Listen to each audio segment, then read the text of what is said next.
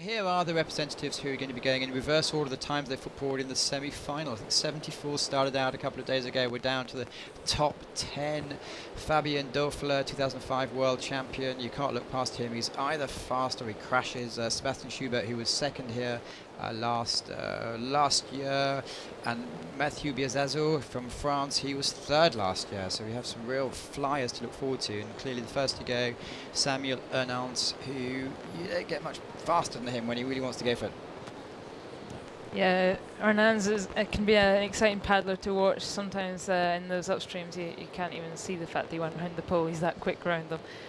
So that'll be exciting to watch. I think he was pretty pleased when he crossed the finish line in the semi-final. He just made it into the final, and he was really pleased with that. So I'm sure he'll just be going out to enjoy the final now. Yeah, and following him, Vit Prindis, who's been another man who's found a real rich vein of form this year. Well, he flies well, doesn't he? So it's a real take your chance and fly course. The reference is, it was a 92.78 from Sebastian Schubert, who for the last few years he hasn't really made it into the top team, but he was the 2007 world champion. Samuel Hernanz, born in France but represents Spain, coming to impress us hopefully. Yep, new father as well, so he's having a good time at the moment. Looking super smooth through the top section. Looks like he's got a good surge of water in, out. You can see him just holding that pressure on the inside blade there. So it's a very fast start for Samuel. See how he comes through the zoom flume, jumping into gate 8. Sometimes, as we saw on the C1s, the paddlers are getting their bows caught on the inside pole, as we call it, the near pole as they come in. Sometimes they jump too soon and they clip it, but he got around there cleanly. Oh, there you go, trying to cut the line and just not quite enough. So he's putting on the afterburners in this open section here. Well, that's what he often has done in the past. He's made a slight error on the first course and thought, right, I've got to go for it, and certainly does. Yeah, almost wakes him up. But he's just getting a little bit offline here, having to spin, and that's eating into more of that time, so he can't afford any more mistakes down here, Samuel. Dropping a little bit low, losing a bit of that contact. Very tight on the exit of gate 18. Again, just looks like he's fighting the water here, Samuel, so normally he's so silky smooth. Yeah, we did see another touch and another one on that tricky last upright. Must be difficult to go fast because you don't have a reference, and I guess there's a fine line between using the water and taking on the water. Yeah, I mean, it can be an advantage sometimes going first. There's no pressure on you. You haven't heard any other results. So, but as you said, yeah, it just depends how you approach it. That's unless there's a complete fall off in the later rounds. That's not going to be enough to get him near the medals. No, you'd suspect not.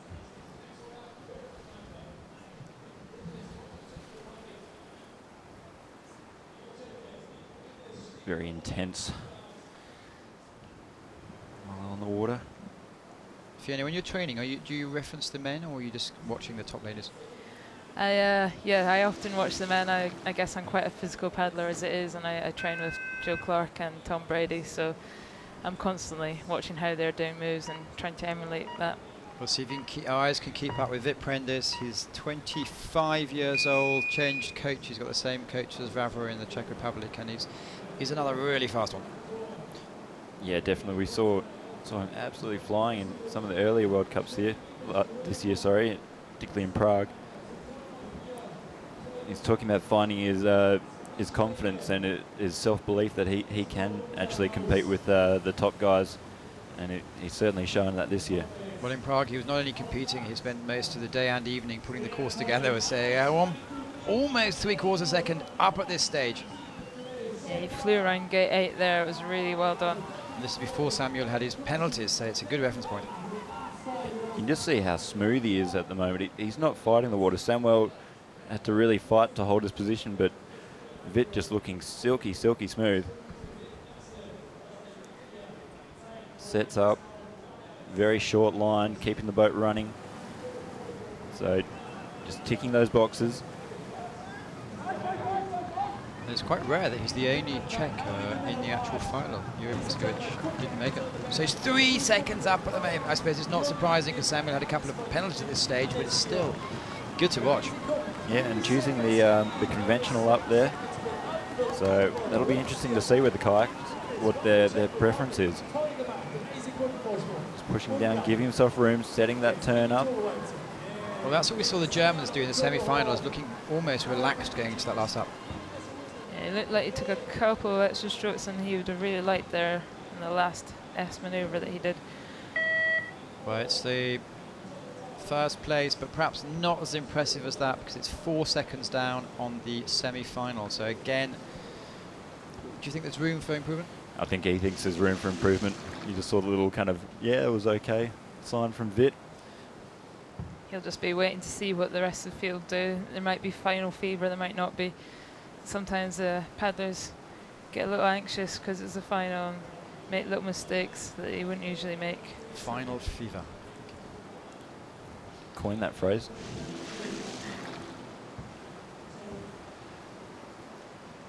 No, I think it's competitive, so that's a good benchmark that we've got there now. Miguel Cuesta from Switzerland, 34 years old. In the Olympics, his paddle broke. That was a bit of a downer for him, but he was, I believe, second in the Europeans last year. Came fourth last weekend, as you said, Robin, a couple of minutes ago. That's perhaps because he had time to train. Yeah, I find it helps. And it seems to be helping Mikael here as well. And he's got that sweet surge there. You can see how much speed he has compared to some of the other guys. Well, that's good, isn't it? And he had really good water around gate 4 there as well, in and out. The gates are swinging around a bit, but it's not his fault. Yeah, maybe a bit of wind getting up here, so...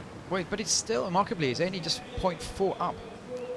Yeah, that's very strange. So perhaps Vit put down a bit more of a better run than we thought. And must have been a very small touch, I think, on gate 10 there. Vit Prindis did it 2 seconds as well, so it can be put into the performance. Oh, he's getting really stuck at gate 13. Unlucky for him. Yeah, real balancing act, that gate 12. You want to have the pre-turn, but too much, and you can turn back on yourself like Mark did there. Well, and he's also being given a 50-second penalty. Okay, so maybe cross the gate line twice. So if you go back through the gate. That was gate 17. Okay. Well, I have to say, there is three umpires are checking it, and there's video at the moment, but it's not going to happen today. No. Even without the 50, it's I like think. Gate 13, I think, the 50-second penalty. So as you say, Rob, he must have gone up and then back through the gate. And it looks like that 50 is now changed to a touch. In fact, the judges must have discussed it between themselves and decided that it was just a touch. Quick decisions, which is 1-2-1. So Miguel Cuesta, after that, had a dream start, had 3 touches and is in second place. So I suppose an eventful 2 minutes of activity. Yeah, there's all these little sections of water here that can really catch you out, and just the slightest bit of wrong momentum, and you're in trouble here on Augsburg. MATHIEU BIAZIZZO, who I believe had 2 second penalties taken off as well, but he is fast. Last year he came 3rd here, as a bit under the radar because he's fairly new, and this year he's certainly on the radar. Yeah, definitely. He was the fastest in the qualification, so he's showing them what he could do, which is not clearly the same course as today. No, but similar, so he can take a lot of confidence from those quals. And he was 5th in the Europeans this year. Well, in touch, it just shows how quick Vit was. Very tight there. We'll have to wait and see what the judges say. You have to get your whole head into the gate. But he's looking fast so far, looking to cut those lines. It looks like the judges have said that's okay that on gate 8. So, in fact, it was just a very fast way of getting around the pole. Yeah. You can hear the crowd appreciating, banging on those banners. But there's penalties come up. Yeah, gate 13. most touch gate in the semi-final. Claimed another victim. Very tight gate 18. Don't know how he got his head through that one. Well, the French won the first race. Time of reference 98.12. Still in touch. Very tight. Yeah. You could just see he took the line slightly further right than some of the other paddlers going into that S. But he's going to be close. He's going to be very close. Wow, even with 2 touches. It's a really quick time there. He'll be kicking himself that he's touched 2 gates, because he knows that that would have definitely have been in contention. And who knows, it may still well be. Yes, a raw time of 92.71. That's in line with what we saw in the semi-finals. But they could all change. I noticed there's a star on against Vit Prindis. That's been appealed. Samuel Hernanz is appealing something. Anyway, let's leave that up to the judges and get on with the action. LUKAS Vero, he's 2 years younger than brother Simon. They actually didn't, they're one of your competitors, direct competitors in the C2. They didn't actually make it through to the last 20 teams. They came 26th yesterday, but it's great to see LUKAS, 23 years old, coming into it. He's Lee Valley so far this season, he was 32nd, and Prague 25th, so he certainly has ambition. Yeah, I've seen real steady improvement from LUKAS over the last couple of years. Looking to fill the shoes of Mike Kurt. But just getting a touch on that first upright. Again, the water being a little bit cruel to him. Very aggressive, hitting the wall with his nose actually. But if the K1s are hitting the wall, the C2s are going to have fun. Yeah, it's good fun, this course. It gets quite narrow at stages in C2. So, a bit of extra stress. Fiona, how do you see the course? Yeah, it's certainly an interesting course. There's some really tight bits. This here, gate 13, gate 18, and that last upstream manoeuvre on Torpedo, they're all really tough moves. So 13, what makes it so challenging? Just that it's on the back of that stopper there, the water folding back on itself, and you have to get the angle right coming into the gate, stay wide on the river, and come in from quite wide, and then make sure you have your nose, the front of the boat pointing upstream enough so you don't float off too far beneath the gate. You have to stay in touch with the pole. Well, LUKAS, so far he was 4 seconds down at the split, a 2-second penalty, but still in touch. Looks like he's making some progress in the last section. Wow, that was lightning, that one. Much like the weather at the moment. Yeah, a bit of a downpour coming down, but you paddlers seem to be quite a tough lot. Here he comes. Well, just out of the money, moves into provisional 4th place. Yeah, so similar to Mike Kurt, he got caught on 13, so I'm not sure if the Swiss, if their plan was right there. You're suggesting we fire the coach? No, never. I didn't mean it. Some of the Brits walking past, wishing they're inside with us here. They should be hardy against it now. Yeah. You know, I've got plenty of complaints. This summer has been far too wet, far too cold by Australian standards. Sebastian Schubert, he looks so serious, he takes it so seriously, up for a laugh when he's not competing, but he seems to pretty much same as you, Finn. His mental imagery is a really strong part of his game. Yeah, Shuby's always got a keen eye on the water and the poles. You can see what he's doing, trying to just focus hard on what's in front of him. Last year and came 2nd behind Paul Bockelman, who was one of the forerunners this year. He didn't actually make the team, but is still on sparkling form. Well, he's up so far, 3rd of a second up. That's good. And he must know this course as well as anyone. Yeah, he looked like he was ripping it pretty hard there at the start. He was paddling hard, so hopefully he'll have the arms still left at the bottom, but those upstreams, gate 8 and gate 11, have been lightning. Yeah, he's just using the water beautifully here. You can see he's not, even though he's really putting the pressure down, it's in harmony with the water. So really good work here. Gate 13 was pretty special as well. And hats off to the spectators, because it is raining pretty hard now, but there's still a huge contingent of Germans, mostly competitors, running down, cheering him on. He's 2.4 seconds up so far. Yeah, gone for the conventional there and got a little bit stuck behind gate 18 there. It can change the water in behind that up, but you can see how hard he's pulling down here at the bottom of the course. Yeah, he really wants this. Stays calm. Oh, coming a little bit tight on it, I thought, but he dealt with it very well. Should have enough. The time of reference is 96.71. He's definitely inside that. And he's happy about it. Finally pins a run. He knows that's good enough. Well, there's another German in front of him, so it's not a case of a guaranteed gold medal yet, but it's a cracking performance and a really good time. No penalties, 92.35. I wonder if he'd signed that for that before. Oh, that was beautiful run. You don't often say the Germans paddle beautifully, but Shuby there absolutely delivered. Just look how the water's moving, Sandra.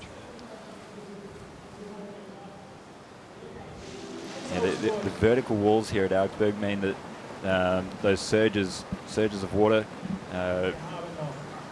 come at you really quickly and are quite violent. So it's one of the unique characteristics of this course, and one of the reasons we love it as well.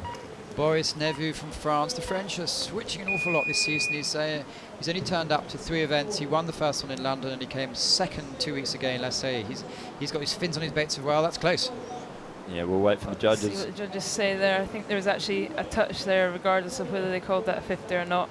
But I'd be questioning whether his boat was in the gate there. We'll see what they say. The quiet assassin, he doesn't put himself about much, but he seems to get down the course rather quickly. Well, it's 0.5 up, and they haven't given him a touch, so interesting to see. Must have been a water touch. It doesn't count if the water hits the pole. That's fine. It doesn't Augsburg's count. pretty much known for that, isn't it? Yeah, with the way that the water comes and goes so much, it's quite often the case that the water will hit the pole and move it slightly. Coming past Moby Dick. Yeah, looking very smooth. Getting the pre-turn on. Short line, getting caught though, and he's having to fight to get that boat around. Good recovery. He had the handbrake on there coming out of gate 13 to move on down to 14. Yeah, you never want to put the handbrake on when you're racing. Well, he's 0.166 off, which would put him in second place. Not sure he'd be happy with second place, but let's see how he goes. Yeah, so working hard down here, trying to keep the boat tracking through this very messy water. Does he stay wide? Moving back, but great last up. That was really smooth. Has a second and a half to make up. I think he was a bit more dynamic in the last up compared with Sebastian, but just outside. Well, provisionally moves into second place and... not happy. Yeah. Maybe happy. Just shows each person sets there at different levels. He'll be annoyed with some of the ways he negotiated those gates. It was very tight there in gate 2. Well, this next one's going to be interesting. We've got a commentary box which is about 1.5 meters square, and Robin's built like a rugby player. I'm quite tall, and we've got Fiona. We're trying to keep her still while she cheers on her compatriots. I'll be wriggling around the gates with Joe as I always do. He's a very exciting paddler. He always has me on the edge of my seat, regardless of being in the commentary box or not. Well, you've got free rein to express your emotions. There's strong microphones. Joe Clarke from Great Britain, 6th in the world last year, up-and-coming star of the British team. Go for it. He did a lot better there in gate 1, I reckon, than he did in the semi-final. Gate 1, he managed to come through there, bows up in the air all over the shop, and then he controlled the rest of the run beautifully. So let's hope for a repeat now in the final. He's extraordinarily fast, isn't he? He's really fast. And well, he's a second up. That's fast. He's really technically gifted around some of the upstreams. Sometimes, you don't know whether he did it or not. And as I say, it's really quick, and I'm sure there we go. He'll go for the sweep there. Very aggressive style. He's got held a little bit by the rock there, Moby Dick. 13. See how he does that. Oh, awesome. Probably the best so far. Believe it or not, this is actually his first time on this course ever. He's never been to Augsburg before. So not just his first race, but his first time. He's only had a few sessions on here before the race. Lost a tiny bit of time, but still very much in touch. A third of a second off the pace. Yeah, that was fast. I think that was faster than Sebastian there, so might have made up that little margin. Needs to hit the afterburners now, though. This is where you were sprinting down before, Fiona, watching him. Here he comes, Oh, crucially. no. Just got stuck. He was worried about that move before the semi-final, and he just jammed down the edge in the semi-final and managed to manoeuvre around it really well. That's probably cost him out. Certainly the first couple of paces. So into third position, 3.14 seconds behind Sebastian. So can you do that? Can you get preoccupied if he says, okay, 21 is a dodgy move? Will that be on his mind, or can you? It would be on his mind when he gets to the move itself. You know, he'll have already gone through it enough times to know exactly what he's going to do. But you know, maybe when you first look at the course, you see the gates for the first time, and you know what bits that you're not necessarily that happy about. But you figure out your strategy for getting them around them, and you'll definitely have done that. Watched video of our coach Mark Ratcliffe. Watched how the other paddlers did it in the semi. He'll have known how to do it. Well, happy crowd out here today. And two competitors to go, but Boris Neveu has put on an appeal. So far, Sebastian Schubert, a German, is going to get a medal. He's 8 competitors gone. And Fabian Doer, who last year the wheels fell off, but let's see what happens this year. He's a bit of a car fanatic, Fabian. He's got the BMW stripes on his boat, and has a very nice BMW himself. He's hoping to race down here as fast as his car, but that's a little not touch. what he wanted. It's vulnerable to that surge of water on gate 4. When the water is up, then if you're pulling your bows around beneath that far pole, then you're likely to hit it. Well, even at 2-second penalties, but he's only 1.24 down. It's a very quick. See him coming in, sweeping in and out, using the water, maybe getting carried up a little bit higher there. So the more you move upstream, the more time you then have to paddle downstream again. How would you describe his style? It's different. Definitely different. There's not many people who paddle his style. It's very upright, but very strong. I think the Explosive. exactly, yeah. Well, Joe Clark's actually moved up into second place with Boris's. Obviously, the judges decided that he was given a 50-second penalty on that gate 2 after all. We thought it was suspect. Well, let's see where he is at the moment. So, not the smoothest run we've seen here from Fabian. But can he deliver a flyer on this last gate? Coming in tight. And he's come unstuck there well and truly. He came very down on top of the gate, and it could have been special, but he half-headed the gate and unfortunately came unstuck. Well, we've seen the competitors towards the second half of the competition. That's gate 21, isn't it? That's the one that counts. 13 was the first one, but now manages to smile. I don't know what he's thinking inside. Yeah, I think he knew that he had to pull out something special on that last up. And unfortunately, it just didn't come off. News for you, Fiona. Mr. Clarke has a medal. Indeed. It's pretty special. It's his first medal at a senior level. And well, there you go. early celebrations for the Germans there. He's definitely got a silver medal anyway. Just one person to come. But as I say, Sebastian Combo took his world championship, then went quiet for a few years, and last year was less than a second off the lead. And he was absolutely delighted. Even 2 hours afterwards, he was still a huge grin in his face. From France, clearly. 27 years old. Yeah, the third and last French paddler here in the final. Very smooth so far, and he got a nice surge actually on the exit of the up, which pushed him down very rapidly. Well, he can't take on the course, can he? Because he's small and light, so he needs to use the water. Yeah. And he's in touch. But getting a little bit deep, a little bit long around up 8. So just losing a bit of time there. Driving back, keeping the tail light. So not going up too high, which is a big plus. It's looking very, very aggressive down through this middle open section. Water on the camera there showing how much the rain is coming down. That's a shame. It's normally very well protected.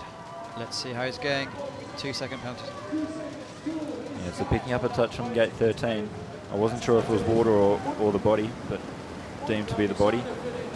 Very good up 18. Had great pre-turn. 4 seconds off the pace. Going to have to do something extraordinarily special to be in the medals. He has 4 seconds to play with to collect the bronze medal. Does he come in a little bit tight? No. That was done. It was good. Very well delivered. Gate 21. Time of third place is 96.71. So it's going to be close. I think he'll be just outside it maybe. No. Sebastian Schubert takes the gold medal on his home course. Oh. His wife there, very happy about it as well. And why not? So, Jay Clarke for Great Britain has to settle for silver medal. I'm sure he's pretty pleased with that. Settling is certainly not the word. Yeah, a bit of a changing of the guard there. The young crew coming through with Joe Clarke and MATHIEU BIAZIZZO. And of course, Sebastian's he's not quite a statesman yet, even though he's been on the scene for such a long time. Well, really exciting stuff. Some of the big names you probably wouldn't have bet on the second and third, coming second and third, but BIAZIZZO came third last year, and Sebastian Schubert is obviously very close there. So how you're great mates with Jay. What will he be doing now? Will he be jumping up and down, or will he be just thinking relaxed, or what will he do? He'll definitely be ecstatic. His brother's actually out here watching. I'm sure his parents are at home over the moon. No, he'll be really happy, and definitely he'll be enjoying a drink tonight, but not. And cheering you on tomorrow. Exactly, just one, because he knows he's got to be here bright and early in the morning. Well, 2 events gone. Robin Jeffrey, Fiona Penny. What are your thoughts? It's we've seen gate 13 and gate 21, both upstreams, causing awful lot of problems. Yeah, gate 13 seems to be a popular one for the judges to have to raise their hand for the touch penalty. But yeah, it's just... So let me break you off for confirmation of the official results. Germany, Great Britain, France, Schubert, Clarke, BIAZIZZO are the medalists today. Sorry, go on, please. Yeah, it's just 13, you know, some of the paddlers coming in there a bit too tight, trying to do the manoeuvre like they could in training, but that doesn't always come off. You know, sometimes you have to think how would I do it in a race, and you know, that is giving it a bit of space.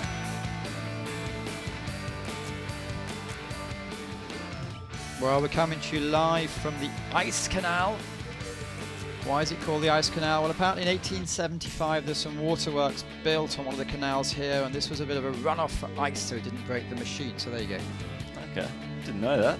Well, there you go. I can I read because Wikipedia. the temperature of the water. That's today. It's warm today. It's up to 16 degrees. Yesterday was 12. But I suppose you're all quite a tough lot. Does it? Not really. For family and well, your father's from Yorkshire, so we got some problems there. Yeah. I love a whinge. But the conditions. I mean, the spectators obviously it's a lot more fun if it's sunny. But as an athlete, are you so far in your little bubble? Or? Yeah, definitely. Once you're on the water, you're getting wet anyway. We've got the equipment. But yeah, it's definitely great just to be out here on the Ice Canal. You see some pictures of the Germans training here in winter, and that doesn't look like much fun. I'd much rather be back home in Australia, paddling in 35 degrees. Of course, it's the middle of your summer now, isn't it? No, middle of our winter. Exactly. Windy. Yeah. Anyway, great pictures. Vit Prindis there, just admiring. Looking anxious. Yeah, great work by Lucas Wero making the final here today. I think that's his best performance so far. Yeah, in the Worlds in Prague he was 44th last year. Here he came 22nd last year, so yeah, it's great to make a final. You just saw in that final how close the guys had to push it, and how much every little movement, push of the paddle